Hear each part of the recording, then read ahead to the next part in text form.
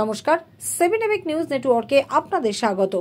ইদানিংকালে Facebook page বানিয়ে গাড়িতে প্রেস লিখে পরিচয়পত্র তৈরি করে সাংবাদিক সেজে বহু যুবক বাজারে দাপিয়ে বেড়াচ্ছে। এবার তেমনই অভিযোগে গাইঘাটার ধর্মপুর 1 নম্বর গ্রাম পঞ্চায়েত এলাকায় দুজন ভুয়ো সাংবাদিককে হাতে নাতে পাকড়াও করল এলাকার বাসিন্দারা। চলল গণপ্রহারও। ওই দুই ব্যক্তি ফেসবুক পেজ বানিয়ে আই কার্ড তৈরি করে নিজেদের সাংবাদিক পরিচয় দিয়ে বিভিন্ন এলাকায় গিয়ে ব্যবসায়ী, ঠিকাদার সহ পঞ্চায়েত সদস্যদের ভয় দেখিয়ে তাদের কাছ থেকে টাকা পয়সা নিয়ে বিভিন্ন বিষয় নিষ্পত্তি করত। এলাকার মানুষজনের কাছ থেকে দীর্ঘদিন ধরেই এমন অভিযোগ উঠছিল। ওই ভুয়ো সাংবাদিকদের দৌড়াতে অতিষ্ঠ হয়ে উঠেছিল স্থানীয় বাসিন্দারা। আর এদিন তারা ধর্মপুর এলাকার এক পঞ্চায়েত সদস্যকে মাটি কাটার বিষয়ে ভয় দেখিয়ে ফোন করে। তারপরেই সন্দেহ হওয়ায় তাদের পঞ্চায়েত প্রধানের সাথে কথা বলার জন্য ডাকা হয়। আর সেখানে গিয়ে স্বভাবসুলভ ভঙ্গিতে টাকা পয়সা চাইতেই ঝুলি থেকে বেরিয়ে আসে বেড়াল। পরিচয়পত্র দেখালে তা খতিয়ে দেখে অবশেষে জানা যায় তারা ভুয়ো সাংবাদিক। আর সাংবাদিক পরিচয় দিয়ে এভাবে মানুষকে কৌশলে ভয় দেখিয়ে টাকা তোলার ঘটনা প্রকাশ্যে আসতেই ছড়ায় উত্তেজনা। তাদের হাতে নাতে ধরে আটকে রেখে গণপ্রহার দেয় উত্তেজিত এলাকার মানুষজন। 2018 সাল থেকে অন্তত 100 থেকে 150 জনের কাছ থেকে ভয় দেখিয়ে টাকা নিয়েছে ওই ভুয়ো সাংবাদিক সুশান্ত সেন। এদিন কিভাবে প্রকাশ্যে এলো ওই ভুয়ো সাংবাদিকদের পরিচয়, সে বিষয়ে ধর্মপুর 1 নম্বর গ্রাম পঞ্চায়েত প্রধান নির্মল ঘোষ কি জানালেন শুনুন। একজন সাংবাদিক সেজে সে এলাকার বিভিন্ন জায়গায়, দেখুন মফস্বলে সমস্ত মানুষ আইন মেনে চলতে পারে না, ত্রুটি বিচ্যুতি থাকে, তাদেরকে বাঁচিয়েও অনেক সময় নিতে হয়। তো ইনি সেই সমস্ত মাইনাস পয়েন্টগুলো দেখে দেখে সাধারণ মানুষের কাছ থেকে বিভিন্নভাবে তাদের ব্ল্যাকমেল করছে। কখনো বিএলআরও লোক পাঠিয়েছে, কখনো ডাকমাস্টার লোক পাঠিয়েছে। ভাগ্য ভালো যে পঞ্চায়েত প্রধানের নামটা করেনি, এইভাবে উনি টাকা তুলছেন। এবার আমি সেই 2018 সাল থেকে ধন্দে আছি যে ব্যক্তিটাকে।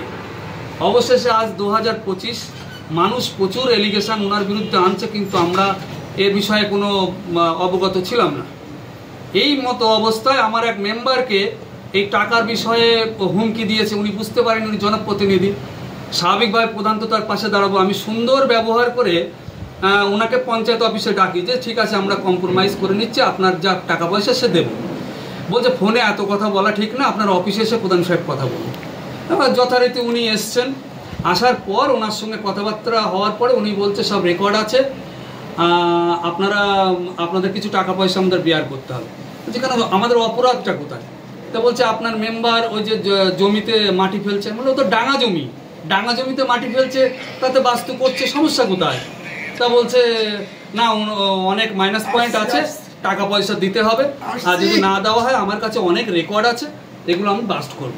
তখন আমি সাথে সাথে বাইরে থেকে ব্ল্যাকমেল করছিল, ব্ল্যাকমেল এবং ব্ল্যাকমেল আজ থেকে না 2018 সাল থেকে আজকে আমার সামনে পড়লো। এবং এইভাবে প্রচুর টাকা তুলেছে, যার প্রমাণ এবং আমার হাতেই রয়েছে। তাদেরকেও ডেকেছিলাম। যখন এইটা জানতে পেরেছি সাথে সাথে আমার কর্মীকে বললাম ইশারা করে যে বাইরে থেকে গেটটা টানো। গেটটা টানার পরে তখন যারা যারা টাকা এরকম দিয়েছে তাদের এক এক করে ডেকেছি। তারা এসে বলছে এই সেই ভদ্রলোক। কত লোকের কাছ থেকে টাকা নিয়েছে? আনুমানিক প্রায় 34 থেকে 35 জনের কাছ থেকে মোটা অঙ্কের। আর যদি ছোটখাটো ওই 500, 700, 1000 যদি ধরি তাহলে 1-150। নাম কি জানা গেছে তার? হ্যাঁ, ওর নাম হচ্ছে সুশান্ত। যে আই কার্ডটা দেখাচ্ছিল অ্যাকচুয়ালি তো ওটা ভুয়ো জানতে পারলাম পরে। দাদা আদতে কি সাংবাদিক কি জানতে পারলেন অবশেষে? না, উনি সাংবাদিক নয়। দেখুন, প্রকৃত যারা সাংবাদিক তারা কিন্তু, আমি 2018 সাল থেকে আমার অভিজ্ঞতা, তারা কিন্তু প্রচণ্ড বাজে, খুব প্রচণ্ড ভালো ব্যবহার করে এবং বাজে বিহেভ শুধু এনাকেই পেলাম সাংবাদিক হিসাবে। কিন্তু এর আগে যারা যারা এসছে রীতিমতো তাদের সঙ্গে ভালো সম্পর্ক আমাদের। কিন্তু আমি কখনো দেখিনি কোনো সাংবাদিক পয়সা চায়। আমি অবাক হয়ে গেলাম যে ইনি টাকা চাচ্ছে কি করে, তাহলে তো সাংবাদিক হতে পারে না। পরবর্তীতে জানলাম যে উনি তো সাংবাদিকই না, ভুয়ো। অবশেষে পঞ্চায়েত প্রধানের তরফে ভুয়ো সাংবাদিক সুশান্ত সেনের কাছ থেকে এমন অপরাধ আর করবে না এই মর্মে মুচলেখা লিখিয়ে নিয়ে ছেড়ে দেওয়া হয়।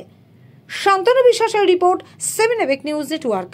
আরও বিভিন্ন খবরের আপডেট জানতে হলে অবশ্যই সাবস্ক্রাইব করুন 7 এবিক নিউজ নেটওয়ার্ক চ্যানেলটি, কারণ আপনাদের একটা সাবস্ক্রিপশন আমাদের কাছে অত্যন্ত মূল্যবান। পাশাপাশি অবশ্যই ফলো করুন আমাদের হোয়াটসঅ্যাপ চ্যানেলটিও। জয় হিন্দ।